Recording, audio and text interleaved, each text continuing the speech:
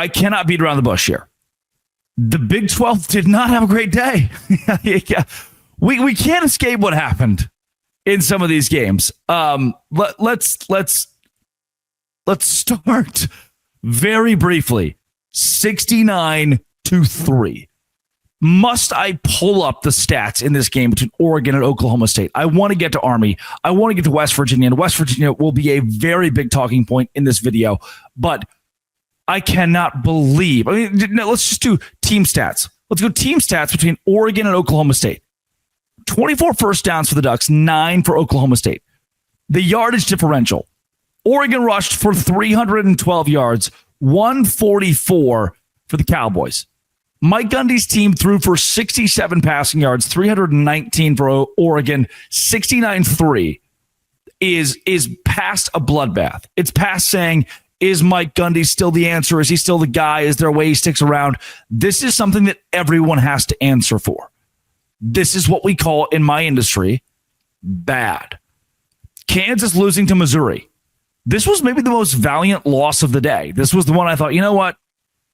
Yeah.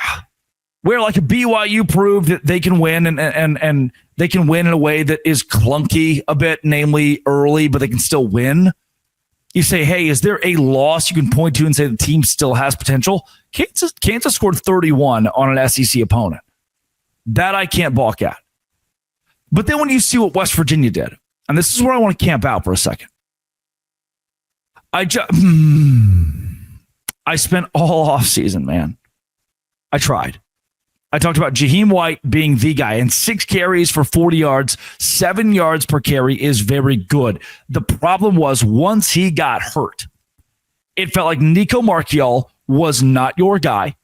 He was not the starting quarterback. He did not play at the caliber a Power 4 starting quarterback should. He did not play at the caliber a West Virginia quarterback who has legitimate experience playing in games should. And from there, when the momentum was stripped, the coaching staff, Rich Rodriguez and company, were unable to get back any of the moxie that I believed this team could carry into the season. 17 points. Can I tell you something? I think Ohio is one of the best teams in the MAC. And the MAC's not a bad conference. They are growing year in and year out as one of the better Group of 5 conferences.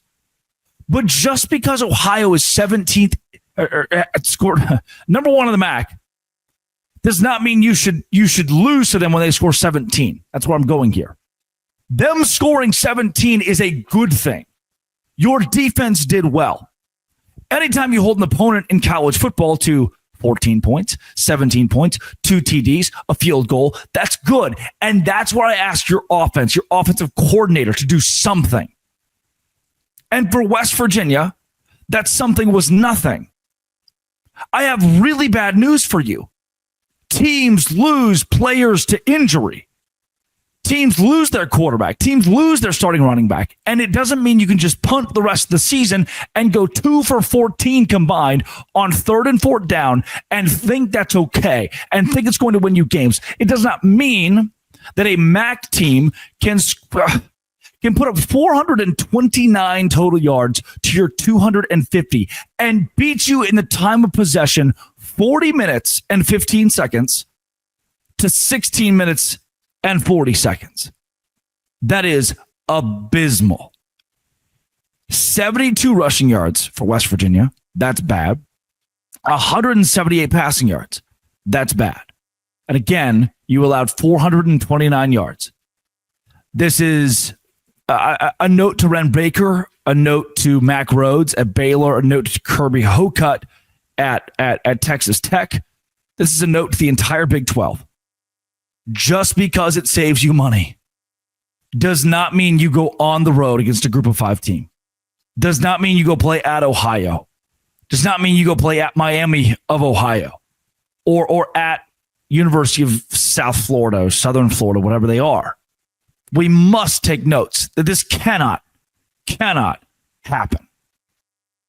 Deeply disappointed in a West Virginia team that I thought would be a contender in the Big 12. You can't lose one player and excuse the rest of the season. Then, man, Sunday morning, she woke up fighting mad. When it rains, it pours. On a week where I had Houston picked as one of my picks of the week, right? I made a lot of money off Houston, made a lot of money off UCF doing well, or even Colorado playing up to standard defensively, to Utah blowing out Cal Poly, to Texas Tech covering the over, I think, themselves. But here's Army and Kansas State.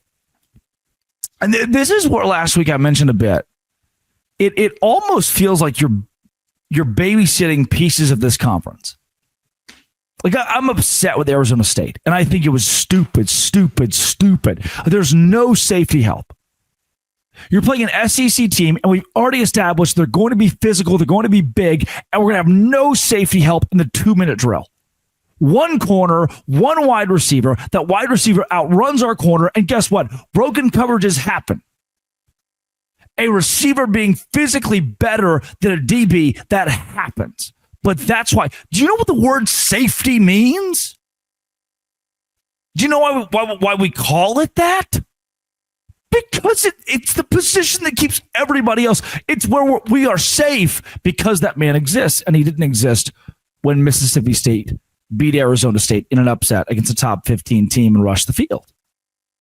But none of that compares to the 10 points that Todd Monken's team at Army put up on Kansas State to win the game in the fourth quarter. 10 points. Just 13 first downs to the Wildcats. They were 2 for 9. 2 for 9 on third down. And guess what? 6 for 7 on fourth down. That's what Army did. Guess what? Kansas State had 6 possessions. 6 possessions. You told me your quarterback was a Heisman caliber quarterback. Fire Matt Wells. If Avery Johnson is not the problem, fire Matt Wells. You lost to a team that lost to Tarleton State. And I know transitive property does not work in college football, but damn. I thought there was bad, then there was you. I watched this game like a fan, screaming at my TV. 40 minutes and 29 seconds of possession for Army, 19 minutes and 31 seconds for Kansas State. 19:31. Do you understand? This is the word I'll use. Inexcusable.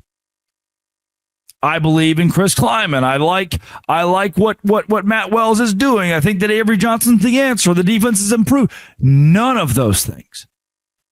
None of those things. No saving grace. No positive note. You may listen to the radio in Manhattan, Kansas. You may listen to a podcast, to a station, to a blog that writes about Kansas State, and that beat writer at the Kansas City Star may say there's still light at the end of the tunnel. There is not. There is not. Don't let them lie to you. Don't let them lie to you just because they think like, oh, if I write negatively about Kansas State, maybe their athletic department won't like me. Maybe Chris Kleiman won't let me interview the players. Let me be clear and honest with you. This is inexcusable. This is bad. This is irreparable on your season. You are 1-2, and your only win was a miracle against North Dakota. Someone has to answer for this. I open the entirety of my show happy, and I'm happy with the way that, the Baylor game ended up, the Iowa State game ended up. But man, I had to air some grievances. This is bad. Thank you for allowing me the opportunity to do so. This has been, it always will be, Locked On Tomorrow Power Rankings. Thanks for making it your first listen every single day. Dose Grande.